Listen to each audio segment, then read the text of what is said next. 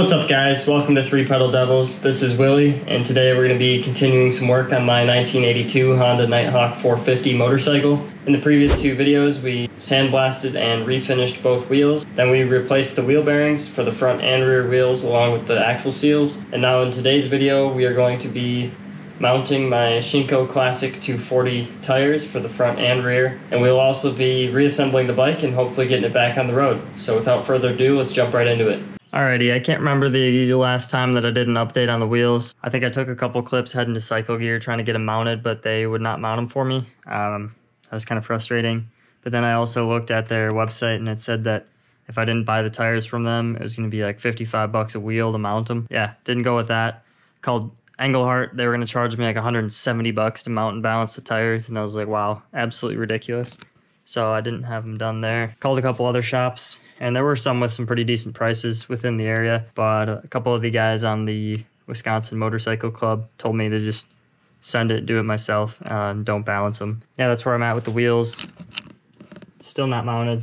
I did get the wheel bearings installed though, and I do have the tires here, but now I just have a valve stem on order and then a tube for the rear wheel. I need a tube for this guy, so those are on order from Amazon. Kind of taking forever to come, but once those get here, I'll go ahead and install those. So yeah, the wheels and tires have been kind of a show, but I have been making a little bit of progress on the rest of the bike. I'm working on getting the chain off. So this down here is the master link. There actually wasn't a clip on it, which was kind of frightening. So now I'm going to push that master link out. So I'm gonna try and take this cover off so that I can clean up all the gunk that's inside there, and then just make it easier to get the chain on and off. So I'm gonna set it down, take the chain the rest of the way off, pull this cover, and start cleaning up a little bit.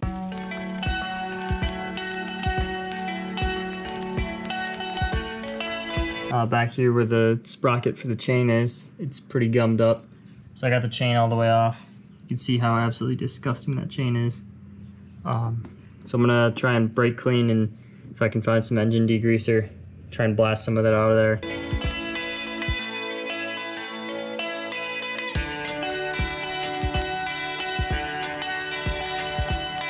So I got this little pack from Amazon with some new valve stems, some little removable tools. Now we have what we need. That I can pull this old valve stem out, put a new one in, and then I can start wrapping the tire over this wheel.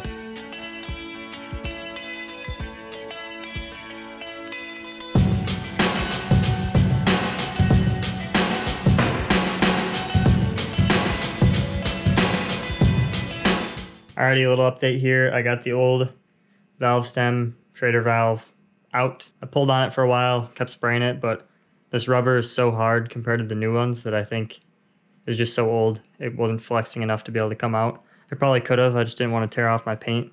So I just chopped the valve in half with a pair of wire cutters, side cutters, whatever.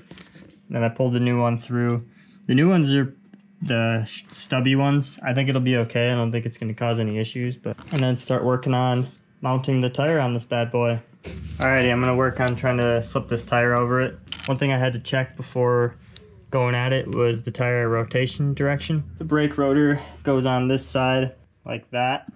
That rotor slips into the caliper on the left side of the bike. So that means that the way that the tire is sitting right now, when it's rotated up, the tire rotational direction will be going the proper way.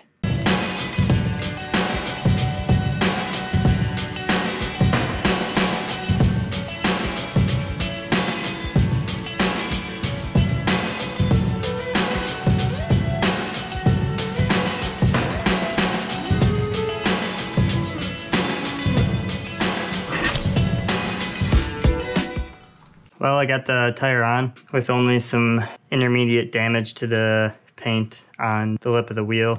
Not super worried about it. Start putting some air in it and try to get the beads to pop.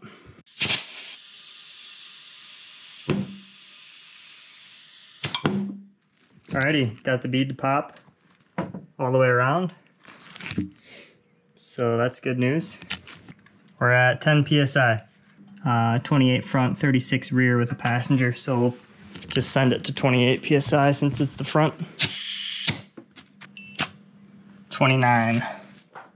Alrighty, so got this tire all mounted up on the front. I did some garbage touch-up paint work on the edges that I tore off with a tire iron. So, it'll work for now, but basically now I'm going to work on putting the brake rotor back on here. So the rotor goes on this side and then that plate goes on the other side. These bolts go through and hold it on. So I'm going to set the camera down and try to work on that.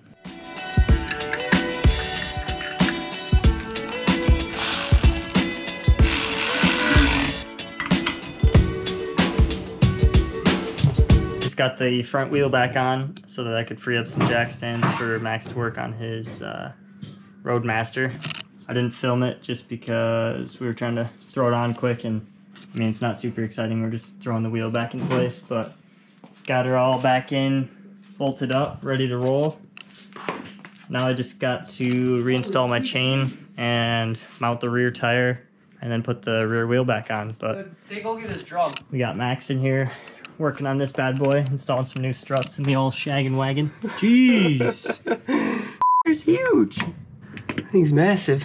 Well, I didn't pick up the camera much tonight because I was mostly doing some repetitive stuff that you've already seen with the front wheel. And also I was just having a heck of a time trying to get this done. It took me like 3.5 hours to get this tire mounted with the tube in place properly and to get this stupid little valve stem through. That was absolutely ridiculous. It took about 3.5 hours. And while I was working on that, Max was struggling with his Roadmaster, trying to get the old struts out. Basically got the bolts from the bottom out, but it was unable to get the top out when you torque your against the 9,000 foot-pounds. Just a couple ugga-duggas. He was struggling with that for about 4 hours, just didn't have enough tools, didn't have the right angle on it based on how high the jack stands could go, and yeah, just a combination of that. So he just packed up and took off. Now I got this guy touched up with paint. It still looks like but at least it's all black. Basically all we got to do is wrap up the rear wheel and throw the chain on, button everything up, tighten her down, and get her back on the roads.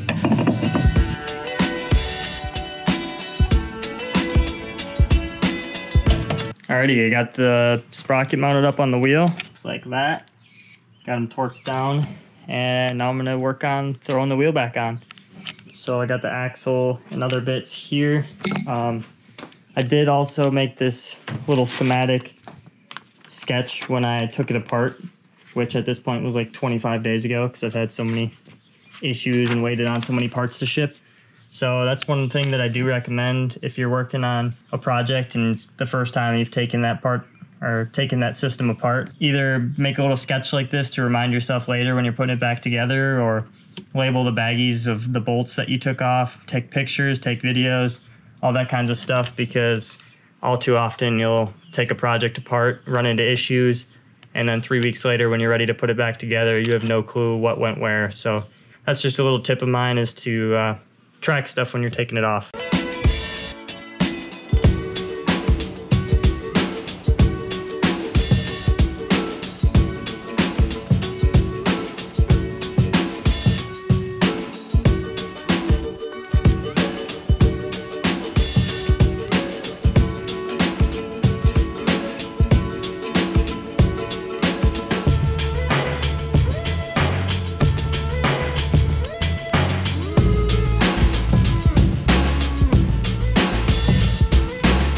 Alrighty, well, I took it for the first test drive. I was a little too excited and my GoPro camera battery died, so I was too anxious to get on the bike and try it out, so I didn't grab a new battery until now. Don't worry, I did wear gear. I just took it off because it's blazing hot out here. But anyways, I did notice a couple things when I was out there. There was some smoke coming off the exhaust, which I think it was just from, it was coming off right about there, and I think it was just burning off brake clean that I had gotten on the muffler when I was cleaning out the area behind that cover. Yeah, and I think the chain was okay. I didn't hear any slippage or bindage or anything. It wasn't slinging oil everywhere, which is good. I might put a little bit more chain lube on it after another quick ride. I also had absolutely no rear brakes, so I got to adjust that.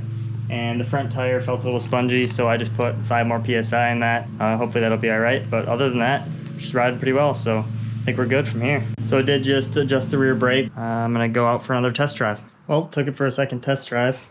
She absolutely rips. No issues. She's all ready to roll, I think. Seems like the chain might have loosened up a little bit because it's got quite a bit of free play here. So what I think I'm gonna do is get my little metal ruler tomorrow, measure what that free play is, tighten up the wheel a little bit. Alrighty guys, that's gonna be the end of this one. We got everything put back together, which is good. One of the next videos I might redesign a mount for this to hold my center stand down so it doesn't rub on my chain.